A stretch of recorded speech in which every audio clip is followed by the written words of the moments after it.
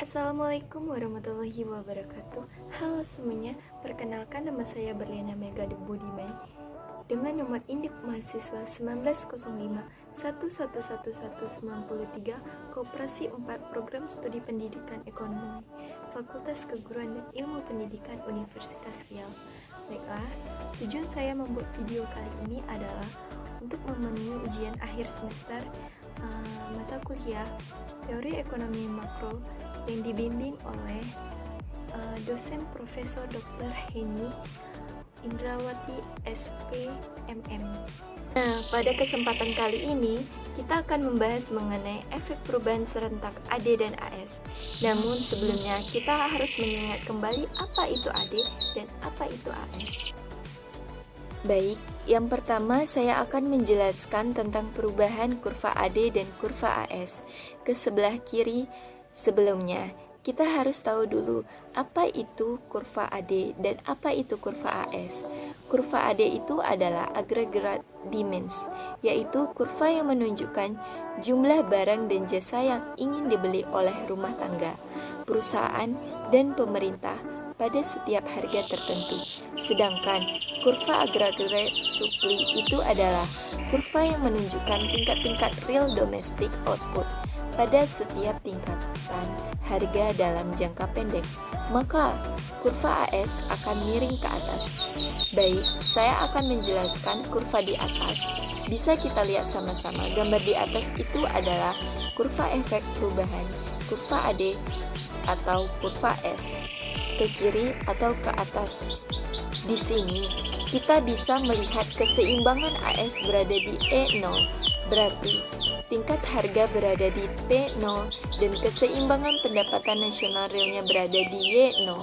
Bisa kita lihat ada gambar garis keseimbangan AS naik menjadi AS1 disebabkan karena adanya kenaikan biaya produksi seperti harga minyak, impor, atau bisa jadi kenaikan pada tingkat upah itu menyebabkan keseimbangan yang awalnya AS menjadi naik ke AS1 dan berada di titik keseimbangan E1, dan efek perubahan itulah harga juga ikut naik menjadi dari P0 ke P1 dan pendapatan nasional realnya menjadi Y0 menjadi Y1. Perubahan ini juga mengurangi tingkat kesempatan kerja serta pendapatan real rumah tangga. Itu disebabkan karena kalau biaya produksinya naik, maka perusahaan itu mengurangi tenaga kerja sehingga tingkat kerja itu berkurang. Dan jika pendapatan nasional real rumah tangga juga akan berkurang, itu menyebabkan garis yang awalnya AD atau permintaan agraret menjadi AD1. Pada akhirnya, keseimbangan baru itu terletak pada titik ke E2 atau pada tingkat harga di P2 dan pendapatan nasional realnya berada di Y2. Penjelasan kedua yaitu perubahan AD dan AS ke kanan atau ke bawah. Baik, saya akan menjelaskan gambar di atas, yaitu kurva perubahan AD dan AS ke kanan atau ke bawah. Di sini, titik awal atau keseimbangan awalnya itu berada di E0 atau pada tingkat harga P0 dan pendapatan nasionalnya berada di Y0. Kalau kita lihat pada garis AS itu, dia berpindah ke bawah, ke AS1.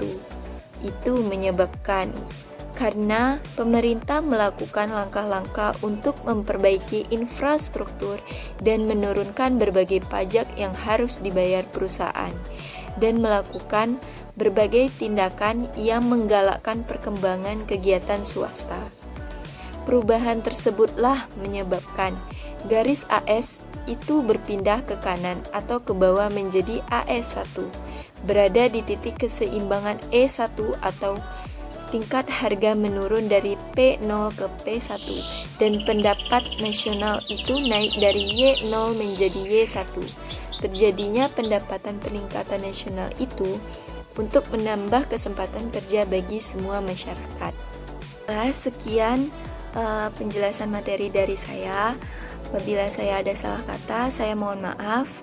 Saya akhiri. Wabillahi taufiq wal hidayah. Assalamualaikum warahmatullahi wabarakatuh.